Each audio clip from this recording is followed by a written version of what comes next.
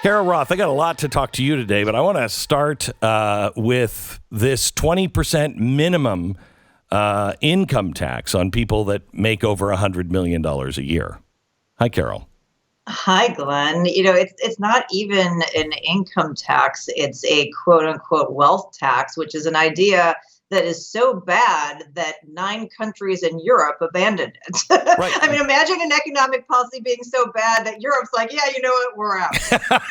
So didn't France try this recently, and it, like, all of their wealthy people moved away?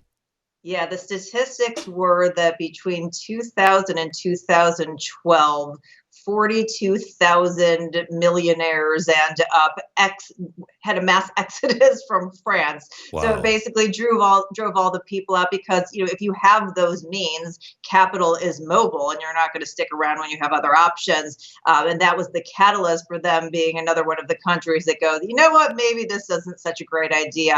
And even though there is a long tail on it, they're still collecting a little bit of revenue because it was grandfathered in. I think around 2014, they said we're gone. Now, talk to me about, so nobody has tried to move that number down. I'm concerned always when they say it's only going to hit these people. Taxes never do that in America. No, I mean, anything that is targeted at the billionaires is really a ruse for them to get you to agree to it because, why would I care for it to affect the billionaires? But really, it's going to impact you. And that is the ruse. If you think about, this being tied to individual income, usually if you are an upper tier individual, you have very sophisticated tax work. You probably have trusts. You may have shell corporations. So I would imagine there's probably going to be some loopholes and go, well, it's not really an individual income. It's a family trust or, some way around it. But now you've agreed to it.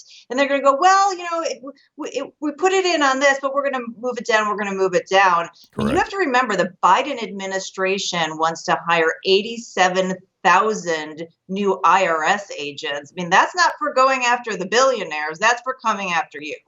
So they not only want to do that, they got the funding to do that in this last bill. So the really dangerous thing that is in this wealth tax is a tax on unrealized gains. This is insanity, absolute insanity. Can you explain it? Yeah, so unrealized gains, I always say it's not really a thing. We shouldn't normalize it. It's really a ruse to have unlawful seizure of personal property. So let's say you buy a house and you bought it for $100,000. And then in your neighborhood, another house sells for $200,000. They're going to say, well, all the houses in the neighborhood are they're worth about the same. So you have an unrealized gain of $100,000.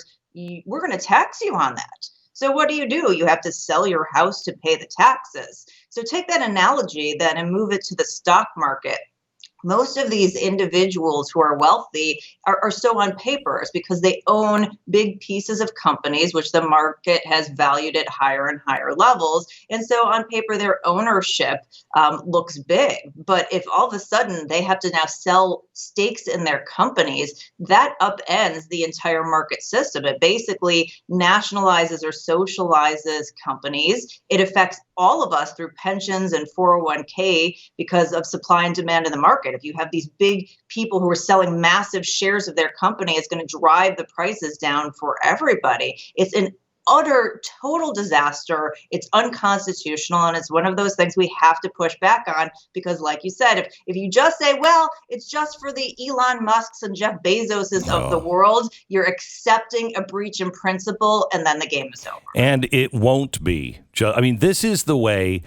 The Great Reset says by 2030. Now think of this. You have to get people out of ownership in 8 years. 8 years, 2 elections. You have to get people to own nothing. This is a way to do it. If you have unrealized taxes and on unrealized income, meaning your house. Think about how much your house is worth today if you wanted to sell it, knowing that tomorrow it could go down and, you lose money if you didn't sell it. You just don't know where the top and the bottom is of a market.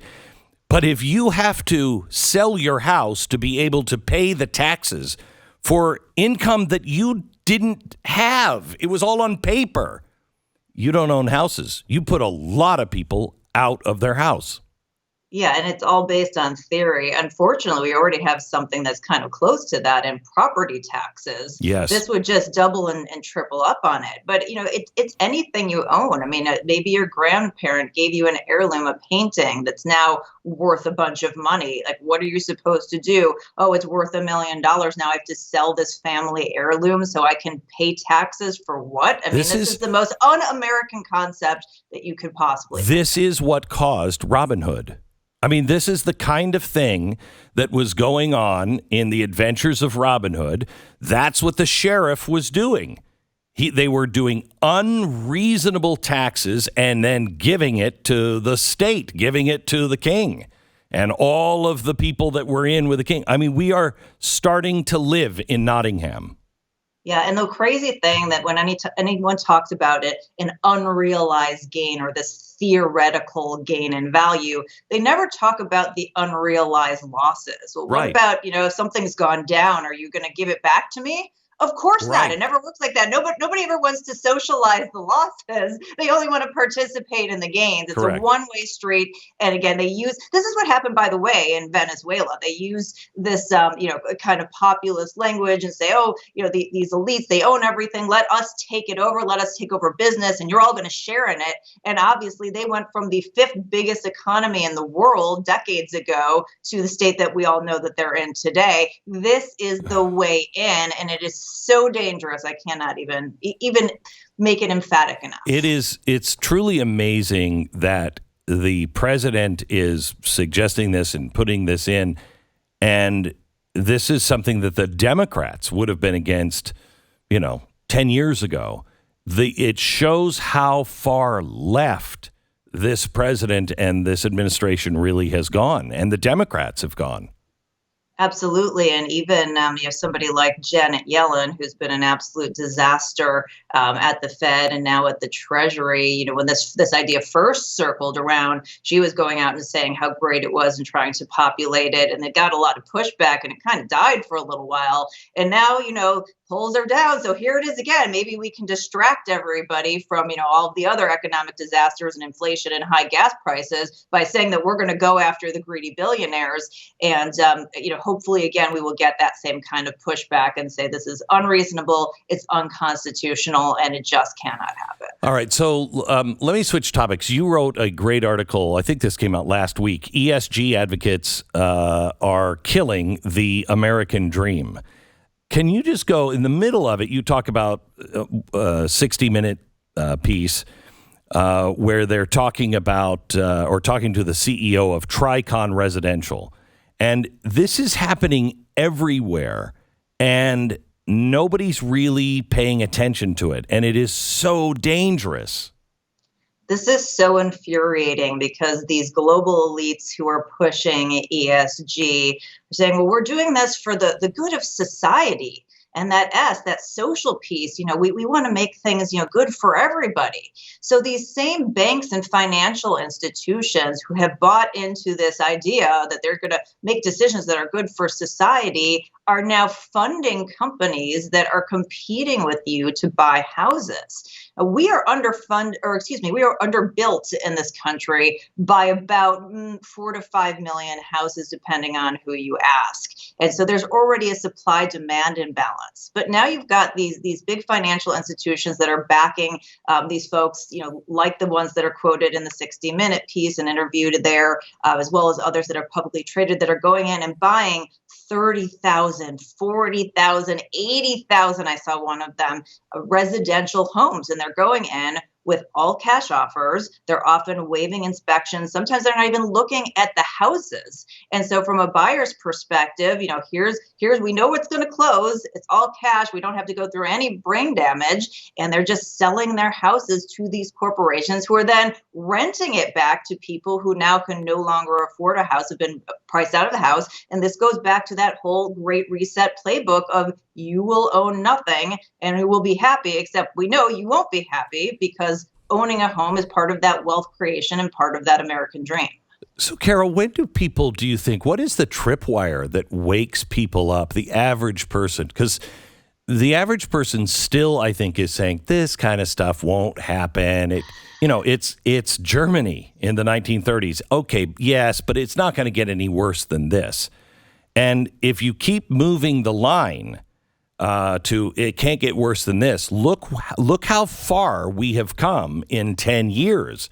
Where is the pain point for the American people?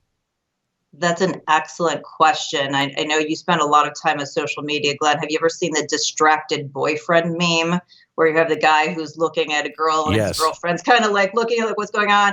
And it's, very much everybody's looking at stuff that isn't important. Yes. And the stuff that's really important is looking at you going, why aren't you paying attention to me? And there's just so much nonsense out there that people are highly focused on that I think you do such an incredible service to the average American by bringing up these issues that nobody's talking about. I usually when the tripwire happens is after it's too late, after it's affected so many people that you hit that tipping point that you're at the point of no return and they go, oh gosh, I guess we should have paid attention to this earlier. That is the unfortunate thing. And it's why it's so important to have these conversations and for individuals to help spread the word. I mean, this has to be a movement. You have to be out talking to your friends and to your family and to your neighbors about these things because it's really getting out of control. Well, I can't thank you enough for your stories that you're now writing on The Blaze. The latest is ESG advocates are killing the American dream. You can find it on theblaze.com.